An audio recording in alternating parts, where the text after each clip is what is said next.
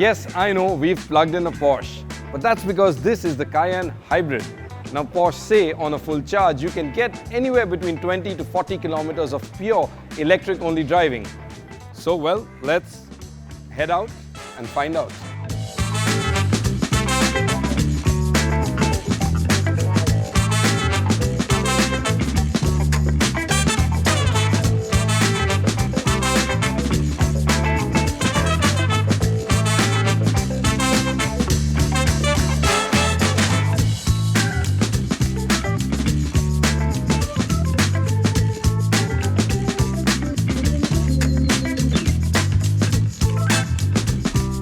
So I've got the car in EV mode only. We've got about 90% on the battery, and I can tell you this, that in the city it's really quite usable. In fact, you can happily keep up with traffic, and even pulling off, well, simple overtaking maneuvers is quite usable. So e-power or EV only mode is actually no party trick. It's really usable. If your daily city commute is less than 40 kilometers, you could essentially be driving an all-electric car all week and only switch on the engine for the fun outstation trips.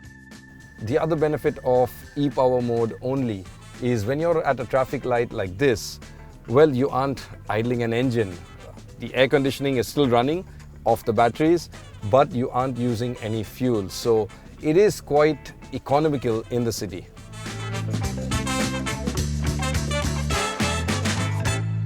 Okay, now there's one cool trick I have to show you though. You know, there are times when you want to make a quick getaway, but you don't want all the tire smoke and the engine noise. Well, this car has just the thing. E-launch. Yep, a silent but quick getaway.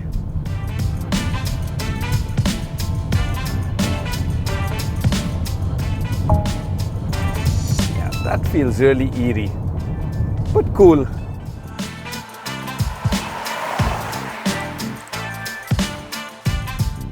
Now onto some driving more befitting a Porsche. Yep, acceleration is superb. I mean, the motor, the engine and the smooth Tiptronic gearbox all combine to propel you forward in an effortlessly quick manner. It's proper fun. At a claimed 5 seconds to 100 kilometers per hour, it's about a second quicker than the base Cayenne. Thanks to the electric motor, the e-Cayenne has a combined output of 462 horsepower against the standard Cayenne's 340. Also thanks to the electric motor, combined torque stands at a massive 700 Newton meters, which comes in as low as 1000 RPM. This then, for driving style and efficiency, is the answer to the missing diesel. Now, one area where the electric motor doesn't really help is braking. Porsche really have to work more on blending the electric motor's braking along with the disc brakes. As with most hybrids, the brakes feel very grabby and inconsistent, and you'll have to consciously make an effort to achieve a smooth stop until, of course, you'll get used to it. So in terms of handling, well, Porsche have managed the hybrid system really well. I mean, you'd have to push really hard to notice the extra weight of the system.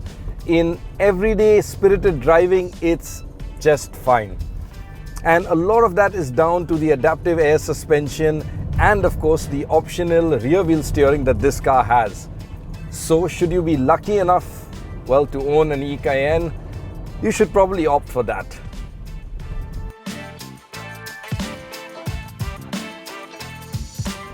Now, in terms of ride quality, well, all Cayennes in India come standard with air springs, and that's really a good thing because you can do a lot of things like, well, for one, you can raise the ride height when you're going off-road, but it also tightens up the body in Sport and Sport Plus mode. It's definitely a good thing to have.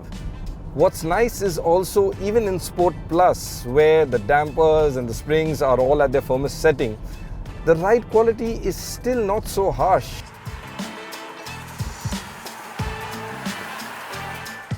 As for the rest of the car, it gets all the goodies just like the other Cayennes, either a standard or an option. So you have bits like LED matrix headlights, 4-zone climate control, soft closed doors, leather everything, and of course the touchscreen and touch surface intensive Porsche advanced cockpit controls concept.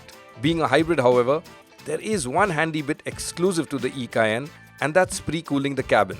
Remember to also check out our earlier video of the Cayenne Turbo for a full review of all these features. This then is the hybrid Cayenne. Now if you've been following automotive news, you'll know that Porsche has discontinued diesel sales globally. And what's that done is it's taken a huge chunk of sales out of the Cayenne in India. Can the hybrid fill that gap? Certainly. If you manage your battery power, you'll get economic running to rival the diesel. And what's more, thanks to the electric motor, you'll enjoy that typically strong, torquey character that the diesel had. So if you're looking for a fast, comfortable, well-equipped SUV with a smattering of eco-friendliness, this is it.